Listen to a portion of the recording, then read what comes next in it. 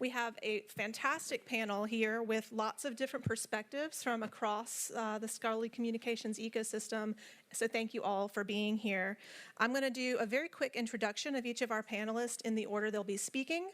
Then they will each do a short talk, 7 to 8 minutes. We'll have some panel discussion and Q&A from the audience, so that's the format we'll be using today. My name's Leah Hinds. I'm the Executive Director of the Charleston Library Conference. Welcome again to our session. So, first of all, we have Heather Staines. She is Senior Consultant at DeltaThink and Director of Community Engagement for their OA data analytics tool. She is a frequent speaker and participant in industry events and is currently President-elect for the Society for Scholarly Publishing and a new board member for NASIG. She has a PhD in military and diplomatic history from Yale University. Next to her is David Tréfás, the head of modern collections at the University of Basel University Library, where he is responsible for their acquisition policy and is currently working on a concept concerning how to react on the diverging OA initiatives in book publishing. He is also secretary of the Acquisition and Collection Development section for IFLA. Next is Richard Gallagher. He's president and editor-in-chief of Annual Reviews, an independent nonprofit science publisher. Since taking the role in 2015, he's overseen the expansion into new journal titles, launched its first online magazine, Knowable Magazine, and developed the Subscribe to Open initiative for open access publishing.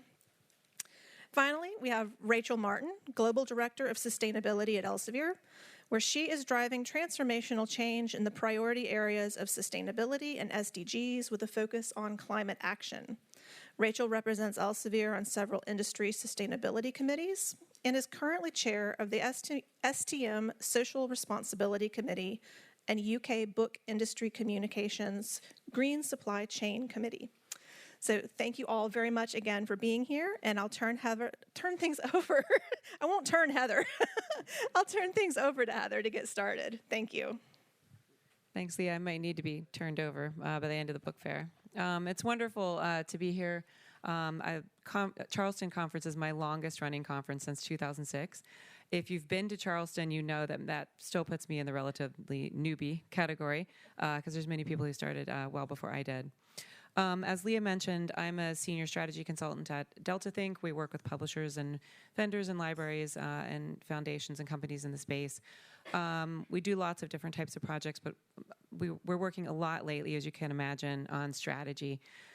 Publishers and related vendors trying to figure out how they can survive and thrive for the next 5 years, the next 10 years, and into the future. Losing my voice, apologize. So we work with our clients a lot in terms of considering existing strategies, developing new strategies, and particularly looking at business models. And now, in the wake of Coalition S and the OSTP memo announcement, diversification of revenue is certainly top of mind. The eternal question of buy versus build comes up a lot when we're speaking with them.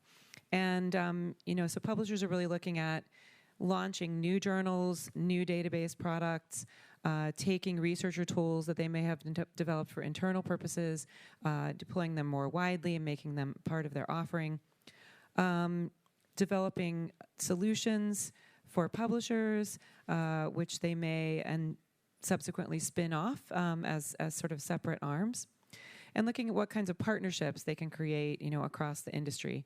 And when we think about partnerships, it could be smaller publishers working with larger publishers, or it could be cross-industry collaborations, such as the STM Integrity Hub, which was mentioned earlier, as well as development of infrastructure projects that it just makes more sense to work together. On the acquire side, on the buy side, it seems that rarely a day goes by without an announcement.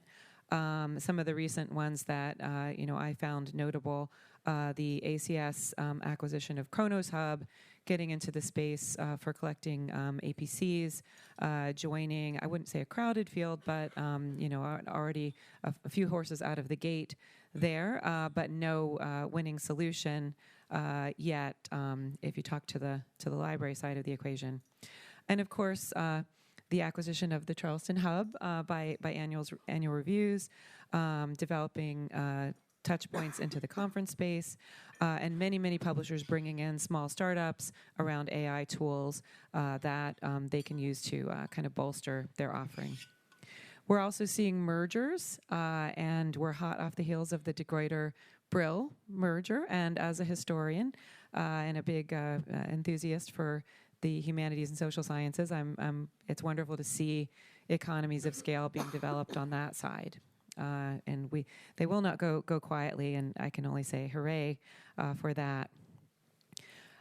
When it comes to looking at internal business models, after some of these larger decisions may have been made, publishers are really diving into their existing content offerings in a way that maybe they could have been in the past, but now they realize it's not optional, it's really mandatory. And this becomes both a data and a resource issue. What kinds of data are you collecting? How clean is your data? And what sorts of internal resources you can devote to analyzing that data? And we have such a wide array of players in this space, from companies that have entire divisions or multiple divisions to look at data, to small teams, to a person, to a part of a person, to organizations that really have to go, to some external providers to kind of get a handle on that. When you do get together your data and you have a plan around resources, you're going to have to consider multiple models. And it's becoming more clear now, if it was not clear all along, that there's not going to be a one-size-fits-all solution. And even within publishers, there may not be a model that works for all of your offerings. Much to the dismay, I will say, of libraries, because while publishers may handle one or two models, the libraries have to handle all the models and all the flavors of the models. And so, it's definitely something that your view of the situation depends on, which side you're approaching it from.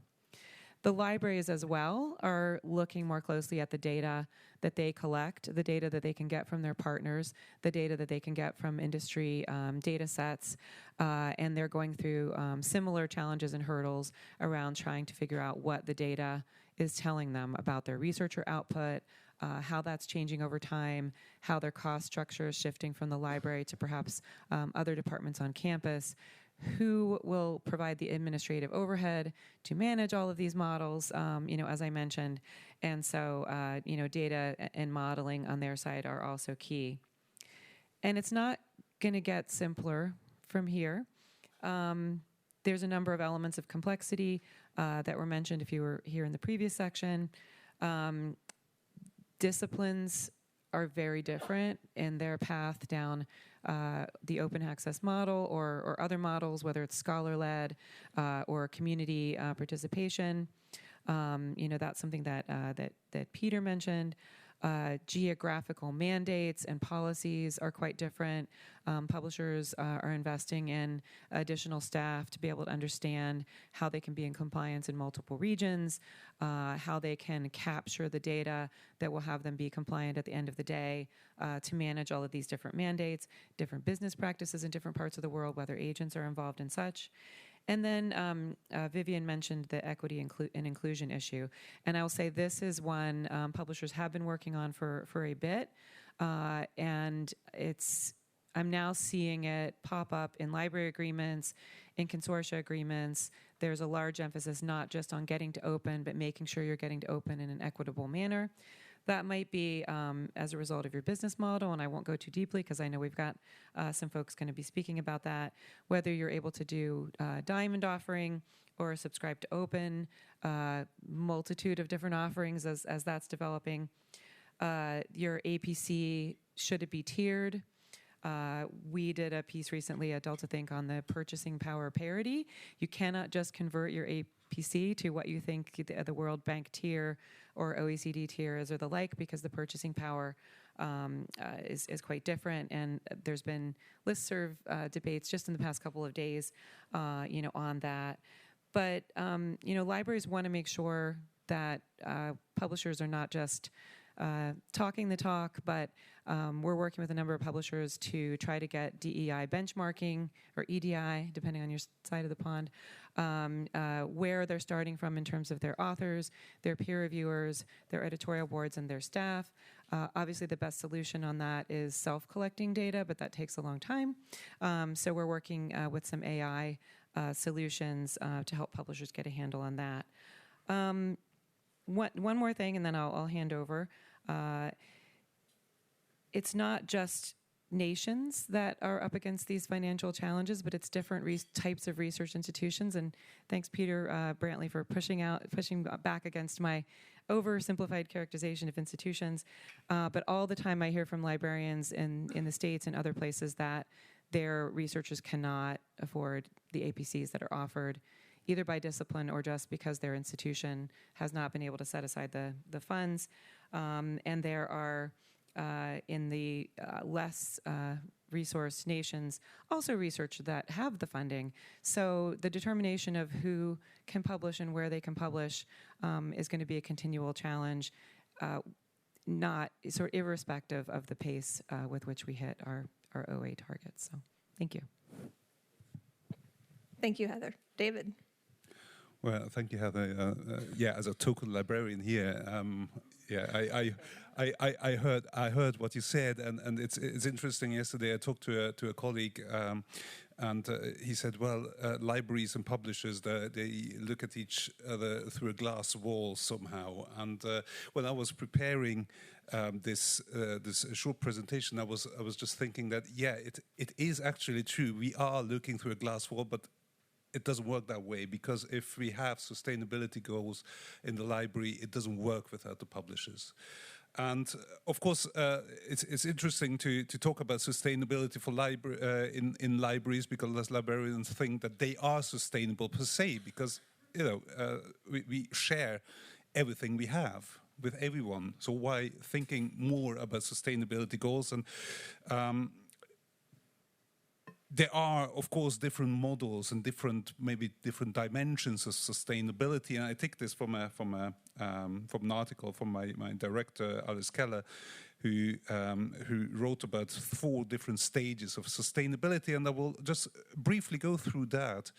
And since I'm occupied with collection development, I will have some practical hints what could be changed from the publisher side, or what we wish that the publishers would change, so we can actually reach our sustainability goals.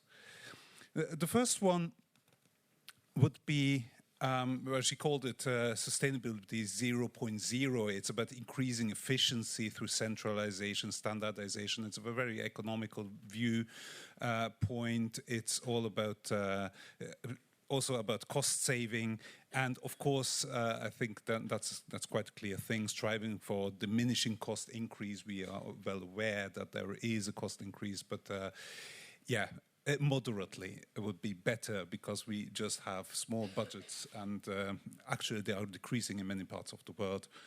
Luckily in Switzerland it's not the case yet, but that can happen anytime. So I'm not going to talk about that. I'm more going to talk about this sustainability 1.0, as she pointed out. It's more the strengthening of customer orientation. And of course, libraries were were a microcosmos for themselves, and they just they knew exactly what's good for the customer and never listened to them. But now I think that's for the last decades that has changed. And one of these one thing which helps librarians to really involve customers into collection development is this evidence-based book selection model, which is there, and some models work very well, others don't work very well yet. But I think we want more of this, because then we can have this involvement of the customers without letting go the decision of the collection development from the libraries. So the libraries still want to have some kind of definition what they want to have in their collections. The next level would be sustainability targets as an element of library strategy, and I just made a little analysis about a year ago, and realized that there was in Switzerland there were 5 university libraries of a larger scale. There was only one who had this implemented sustainability, and it wasn't really clear what they mean with it.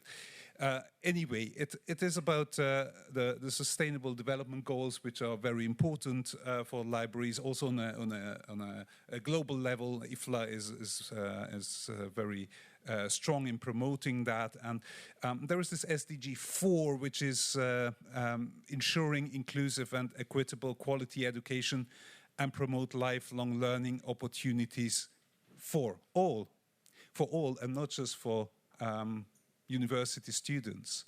And that means we have to talk about digital rights management, which is absolutely a very big constraint in reaching this goal. For instance, there is hardly any program or any package where we can have interlibrary loans for closed ebooks. And the more ebooks we have, the less it's possible for others to enjoy our collection. So that's also something I would wish the publishers to think about. And last but not least,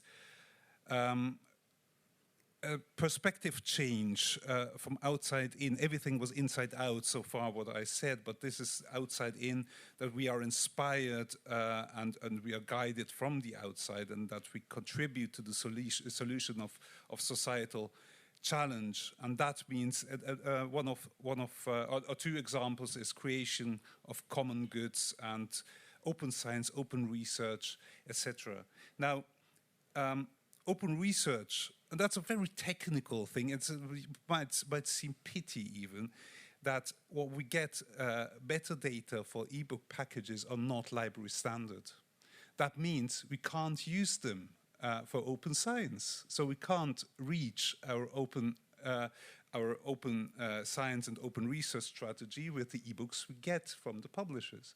And we can't influence that because for various reasons we just can't change that in this in that sphere where they are getting into a catalog. So we are powerless on the library side. So that's something I want to say. So I just summarize. Striving for diminishing cost increase is one thing. More evidence-based selection models. Not getting out of this restrictive digital rights management. Working together, maybe also on copyright issues. And the last, what I said, library standard metadata. It's so easy to do, actually, but it is not being done. So when I summarize all this, we as a library, we can't reach the goals together. The publishers can't reach the goals alone. So we have to work together and remove this glass wall, put it in the cellar, and yeah, just work together. Wonderful. Thank you, David. Richard. Thanks, Leah. Can you hear me? Yeah. We were told to start with a joke earlier, so I'll start with the joke. And there was this English tourist in the wilds of Connemara, completely lost. And he's wandering around, and eventually he sees an old man up in the distance, out in the bog, cutting peat. And he's hugely relieved and struggles over to the old boy and says to him, "Excuse me, sir, could you point me towards Letterkenny? How do I get to Letterkenny? It's a town." And the old man leans on his shovel for a while and he hums and haws this way, that way. And eventually he says to him, "Sir, if I were going to Letterkenny, sure, I wouldn't start from here." And I think that's how what I think of when I think about sustainability of the scholarly publishing enterprise. I'm worried that we are approaching a tipping point beyond which at least parts of the enterprise become unsustainable. Not because of a single devastating factor, but because of a combination of risks that are multiplicative rather than additive. And I'd like to mention 5 separate risks, and then if I still have time, I'll mention a couple of ways that I think that we can deal with them. And this is all coming from the perspective of the CEO of a small non-profit publisher. I can't speak for the large publishers, and I hope we'll hear from from them as well. So the first is simply business viability, the profit and loss accounts. My circle is CEOs of non-profit and for-profit organizations that are small in size. We have 100 staff, an annual budget of around $20 million, and I would call us medium-sized, so it's our size and smaller. And as a group, we are under a huge amount of financial pressure, I think. If we can raise our prices at all, it's by a couple of %. During the pandemic, we had 2 years where we had flat pricing. And our costs are going up much more quickly than that. I mean, you only have to look at inflation at 6%, 8%. We just got a quote from the healthcare provider for our staff, a 20% rise in premiums for healthcare. I understand that the librarians don't have the budget to give us the increases that would make us sustainable, but a lot of publishers are surviving on emergency funds, and I think in the not too distant future, we may see some casualties of this. As I say, it may not apply to the large publishers, but it certainly applies to the small ones. Number two, I would say, is growth in the volume of publishing. It was talked about earlier. And an analysis that I saw said that the volume of papers was doubling every 9 years. That's bad for a number of reasons, I think. Partly that all of those papers need peer reviews. They all need to go through the publishing process. It costs money. But also that many of these papers are either not cited or even not read. The data is quite controversial, but you can find analyses that say that in some fields, 90% of the papers that are published are never cited. And some publishers very handily provide the number of visitors to articles, and sometimes those numbers can be very, very low. So I think that we're publishing too much. There's too big emphasis on volume. There's too big an emphasis on quantity over quality, and it's damaging, I think, to the reputation of the publishing enterprise, as well as the budget not being there to support it. And number three, I would say, is the nature of the research article itself, the appropriateness of the format, written narrative, and a couple of flat two-dimensional figures to summarize these massive data sets that are being used. There's a legacy there and we're all used to it and comfortable with it, but I think we really need to look and see if there's a better way of summarizing progress in research than the traditional academic paper. It was mentioned earlier, there are problems with reproducibility. It's hard for the formats that we have to capture the materials and methods that were used to give all the information needed on the software programs that have been used. It really is a very inadequate snapshot of research rather than a comprehensive overview of research. Peer review as well, the kind of crowning glory of what we do is I think also under threat. I heard someone talking at an OASPA panel last week, and he said that they'd done an analysis of articles published on preprint servers and compared them with the article that was published subsequently in a journal, and they found negligible or no differences.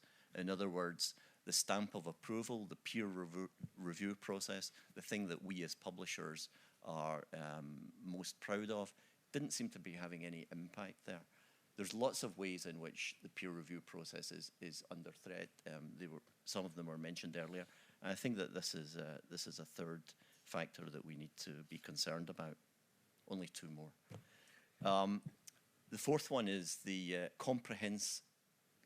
comprehensibility of articles, jargon-ridden, aimed at a very tiny number of peers in the same field, when really what we need is research papers that draw people in from other fields.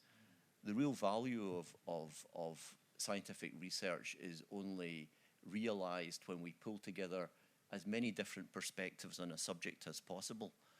And the way that research articles are published in salami format, using very difficult to understand language in journals that are increasingly specialized, is really not serving us very well.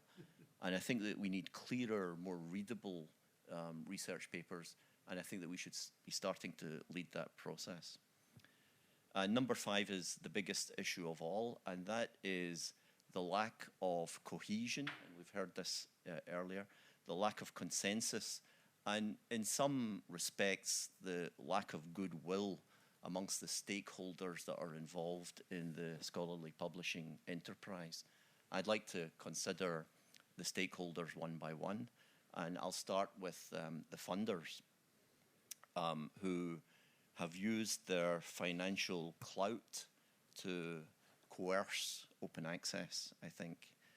I would give them enormous credit for getting the ball rolling on open access when there was a lot of skepticism and resistance to it.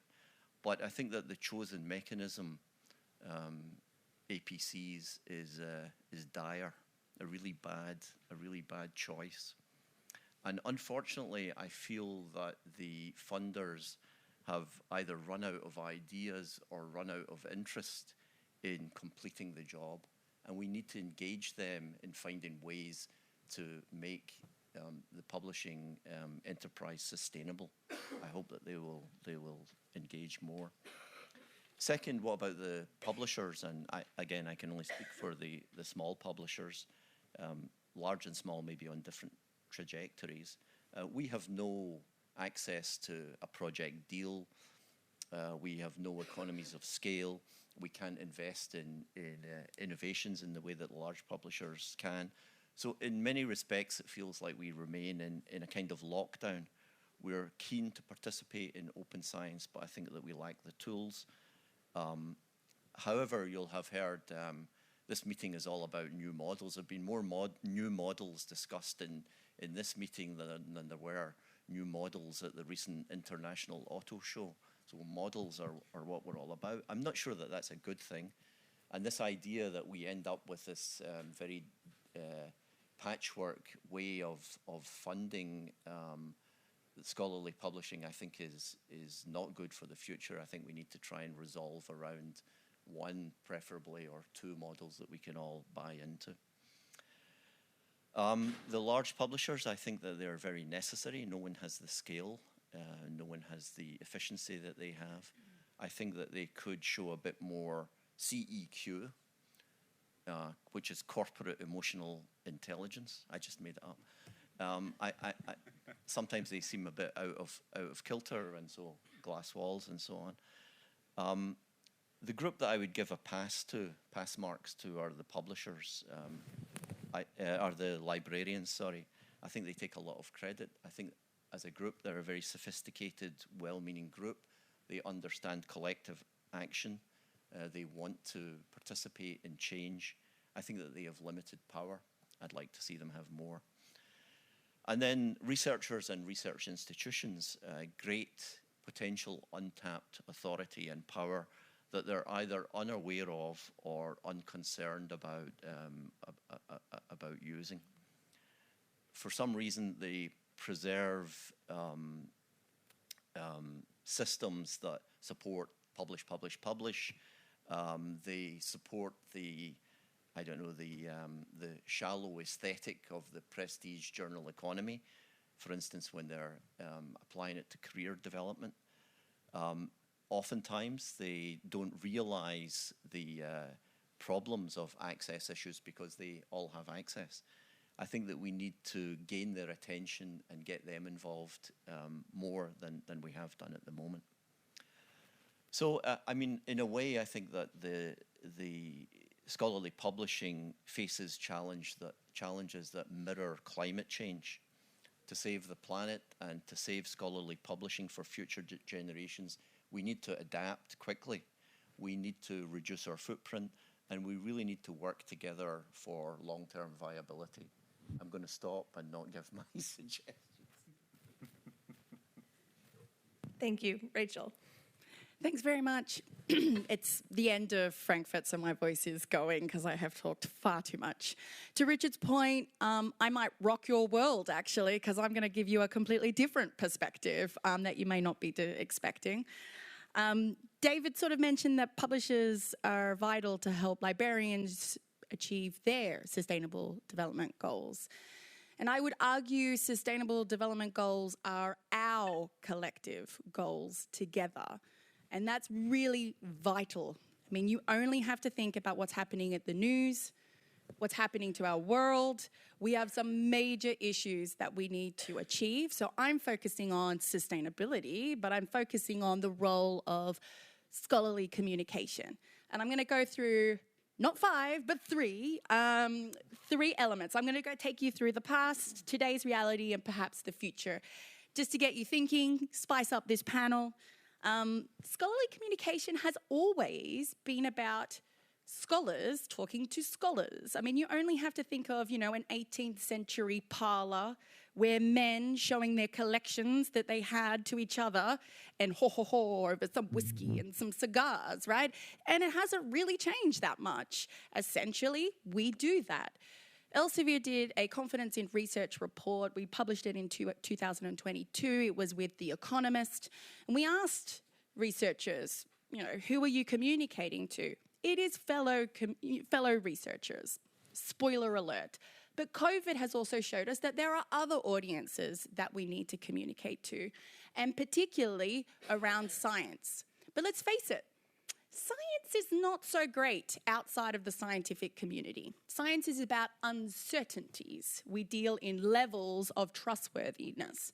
And I heard today science is all about arguments in our publications, looking at building the consensus. And that consensus takes time. That's not necessarily how other audiences, policymakers, general public, view and understand what is being published in our publications.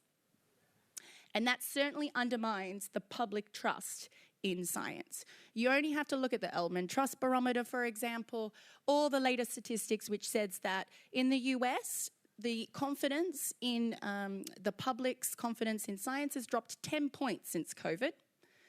So we've got some challenges here if we want to reach outside that traditional idea of research communities. And technology has been a game changer. I mean, you only have to realize that most people get their news on social media. And I was, again, this week talking to a researcher who gets his updates from his echo chamber that he loves on Twitter or X or whatever it's called these days. So, we need to be thinking about what technology is doing here. So today's reality is that I'm a huge advocate for open science, access, but it's foundational. It is not what we need to be thinking about when we're thinking about the future of scholarly communications, because we need multiple paths to reach multiple audiences. We expect that one publication paper to reach that person's community, outside their community, a policymaker, a general public. I don't know anybody who's ever done a communication course, but the first thing they say is, you need a different message, you need to target the audience, you need to segment. And that's generally what we need to start thinking about. And to do that, we need to start thinking about different panels, different ways, different paths to get those messages out. Information is the new battlefield. Richard also mentioned, there's an infodemic. We publish lots of papers out there. How are we going to filter this? How are we going to do that? Social media is already doing that for us, whether we like it or not. What does that mean? What does that mean for our future of scholarly communication? Because quite frankly, facts are not enough. We live in polarized societies, whether we like it or not. And that means that if something is 99% certain, the 1% undermines the whole trust in science. It can't be 100%. That means that we need to think about something else. So what's the future? I think we have to stand together. The values of science are being challenged. You only have to think about the war in Ukraine. We had sanctions came in. We know researchers, for example, couldn't collaborate with their Russian counterparts, even if they knew the Russian counterparts We're perfectly fine, wonderful, scientific individuals. We only have to look at the pressures that are happening now with Israel and Palestine. We only have to think about the idea of collaboration. We always think that science is a global enterprise and national interests are coming in. We think science is apolitical. We think that it's going to give us the trust. Those values are being challenged. That's why the EU, for example, are looking at academic freedom of expression and what that means. And I think that's a library, and I think that's a publisher's perspective that we really do need to start thinking about it. It's the 75th anniversary of the Human Rights Declaration. Article 19 says that the outputs of scientific endeavors should be benefited by everyone. Now, some people might say COVID-19 was a massive success for science, and it was if you were in the vaccination or the immunology field. If you were a person in India, maybe in Africa, you never even received a vaccine. And in actual fact, I think there were 40 billionaires created from COVID. Not one of them was a scientific, but Big Pharma benefited, protective wear benefited. Not everyone benefits from the outputs of science, and I think we need a reality check there. And we need to find a path where science can listen to diverse voices. This polarization means that if you are a scientist, you now need to be able to stand up. And it's not easy in social media. Again, the Confidence in Research report showed that 1/3 of those respondents either know personally a researcher who has been or has experienced themselves trolled on a social media platform. There's countless examples in climate action where people have had their home targeted, death threats. This happens to researchers who are standing up and trying to communicate with diverse audiences. And we need to be thinking about what we're going to do that. The role of the university, the library, publications. How do we make sure that people trust, love, feel empowered, and actually start working towards some of those societal challenges? As much as we need, science to be able to be a productive knowledge production, we also need to get it out, and I think we need a reality check about how we're actually doing that and how well we're doing it. Wow, thank you. Thank you to all of our panelists. So before we move to audience Q&A, I have a couple of questions for the group, and we can answer in any order you prefer. Just go ahead and start. But as has been mentioned, everyone has limited time and resources, some more than others in the case of libraries in different regions. But if you could prioritize just one action or change for sustainability in the terms of your presentation, what would that be?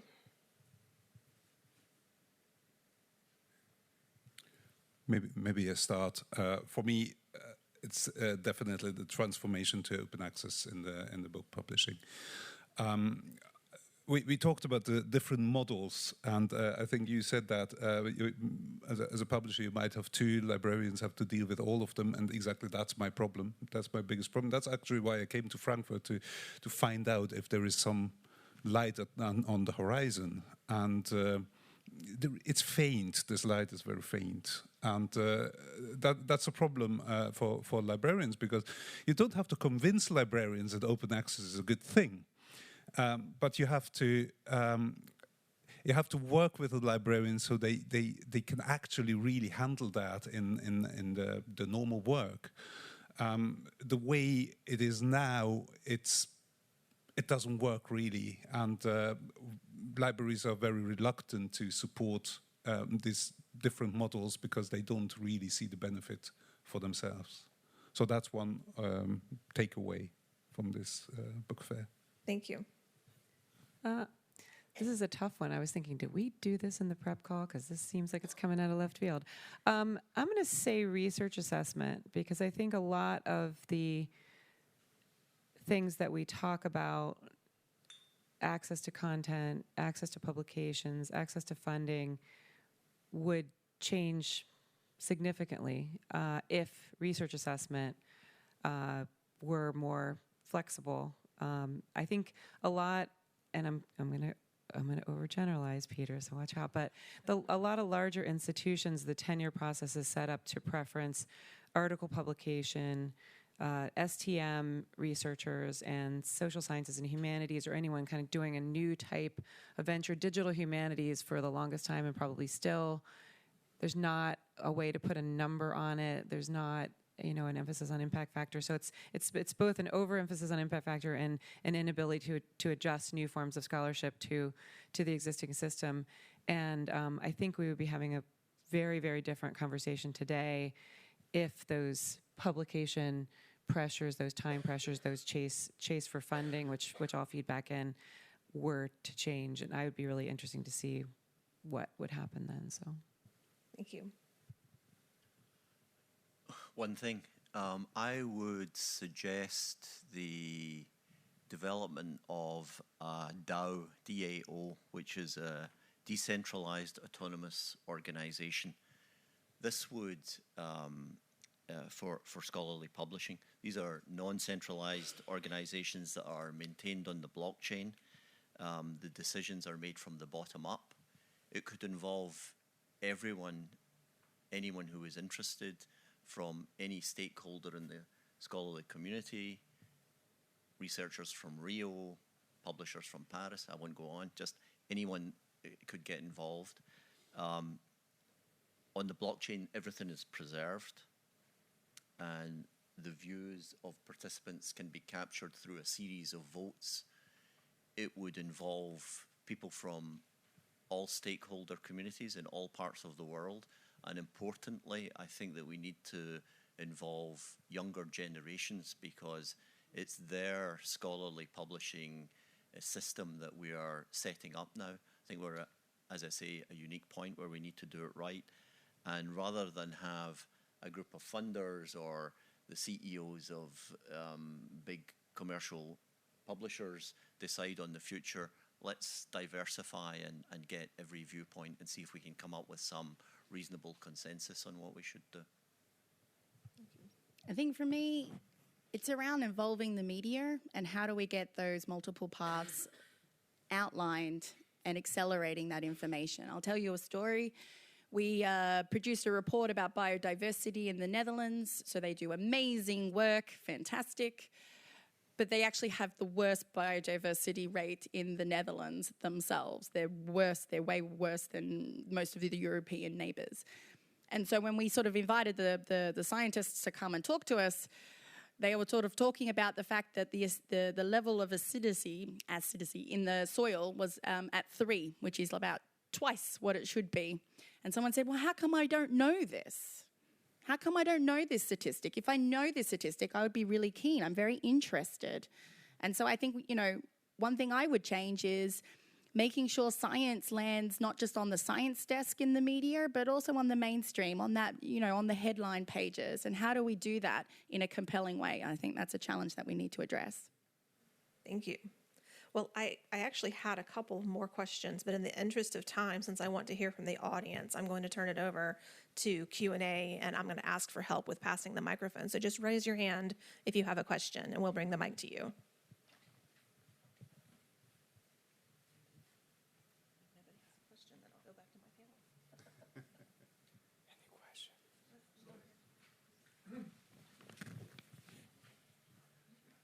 Hello, it's Anthony Watkins, and I'm speaking now in my cyber research hat, which is I've been interviewing along with other people in other 10 countries, early career researchers for now something like 7 years. Now, I just explained, this is a minor point, but I thought I should ask a question, as it were. I'm going to give you a bit of information. One is that what I've noticed over the 7 years, sometimes with the same people interviewing them, is that they've started, the early career researchers have got much more interested in outreach to the, not just to the general public who they come across because the universities do things for the general public, but also to policymakers. But they're becoming, it's changing, and they want to do it themselves now. More than, what people say, quite rightly, I think, is the science communication people do it, but they want to do it themselves now, more and more. And I think in policy making, the statistic is about 49% of researchers believe it's their personal network that puts their research, rather than the research design itself, into the hands of the policymakers. So there is this idea of knowledge brokerage, and what does that mean in the future? And how are we going to work as publishers with science advisors And there, there's some really exciting stuff happening, which will hopefully make, evidence-based, policy making doesn't exist in the linear form from a published article into the hands of the policymaker who makes the right decision. But, I think being able to have clear pathways to do that, and to, be giving them the diversity. I don't think it's acceptable in 2023 that you'd only be summarizing 23 articles of a network that in order to write a policy brief. I mean, I think the diversity out there needs to be condensed down, synthesized down into really good reviews for policymakers to get all the information that they need.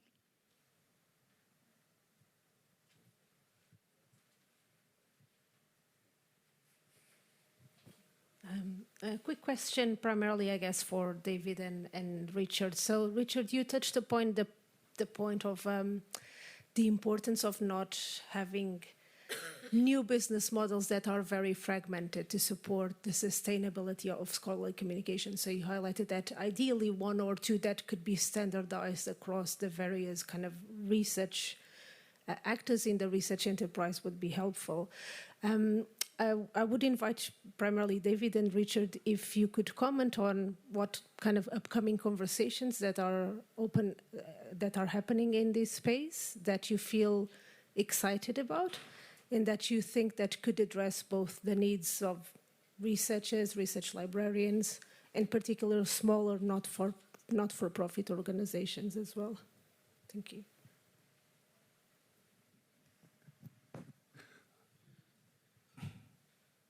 Yeah, I'm waiting with my answer because actually yesterday I heard from German colleagues that it's a major bookseller in Germany who is working on a project which brings together publishers, booksellers, and researchers and librarians. And that's actually that's the way forward to create the model, because I think all the models we are discussing were born in just one sphere, and everyone knows what's best for them, but it doesn't work for the other. And I think so that was this faint light at the horizon, which I mentioned earlier, that there is actually an idea to bring all this together. And the people I talked to yesterday were quite, they said it's quite a promising thing, but they didn't want to talk about it more because there's still quite a lot of negotiations going on. But I think that's the way forward,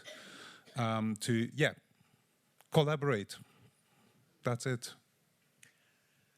Well, I have a vested interest in one model called Subscribe to Open, which is wonderful.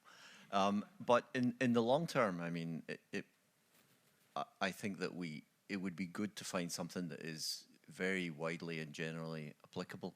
And something that I'm kind of intrigued by is the work of a chap called John Walensky on copyright reform.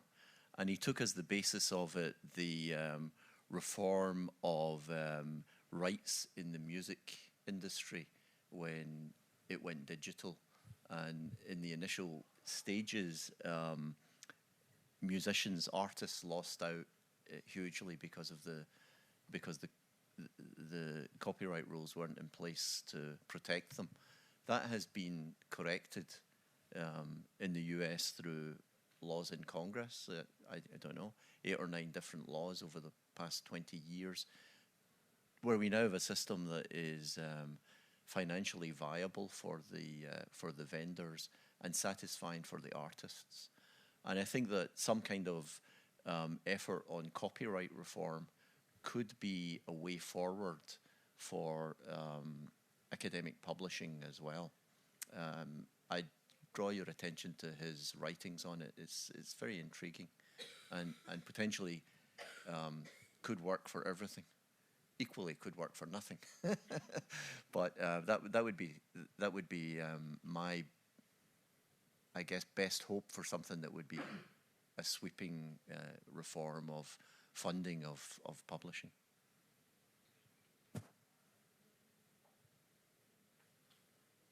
Other questions?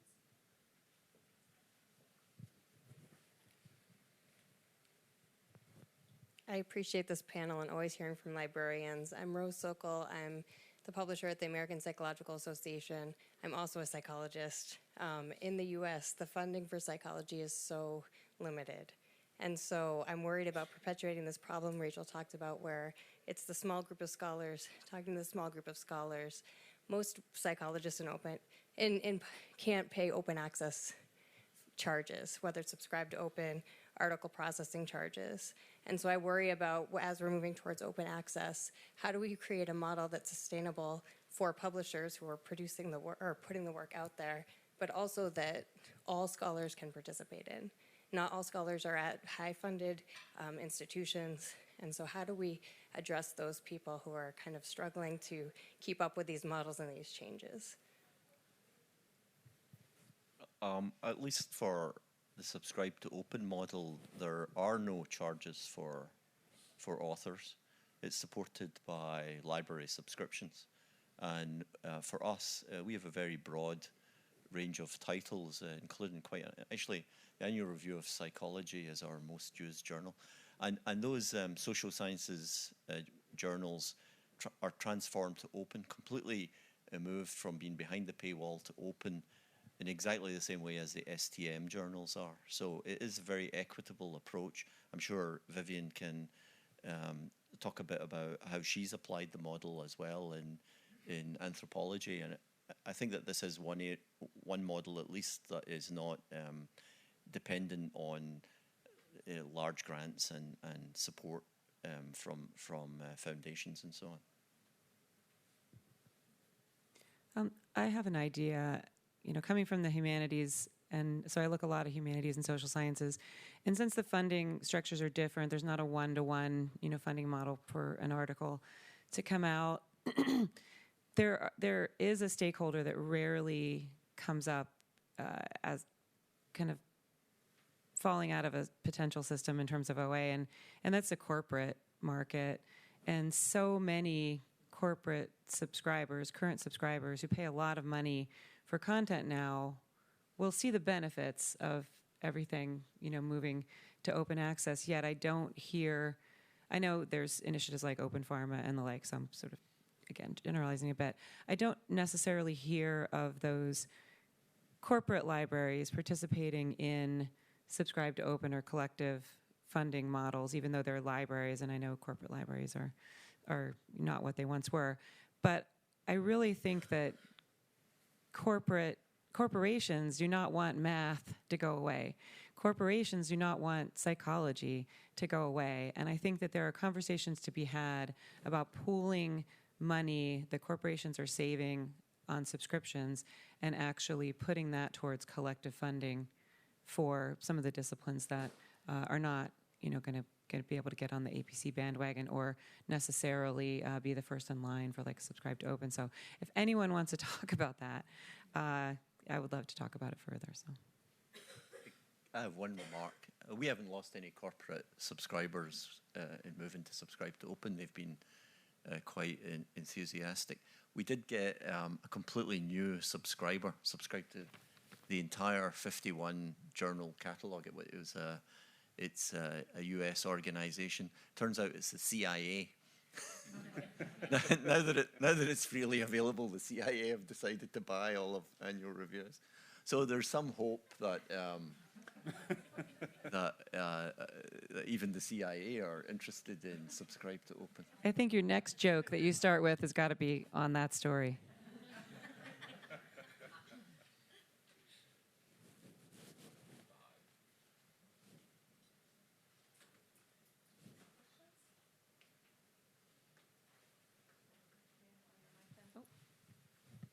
If there are no other questions, then I will wrap up this panel by saying thank you to all of our panelists. Thank you to Sven and his panel this morning. Thank you to all of you for being here today. I hope that we can continue this tradition next year in Frankfurt, and I hope that you can join us at the Charleston Conference either this November or next year. Have a wonderful rest of your day and a safe trip home.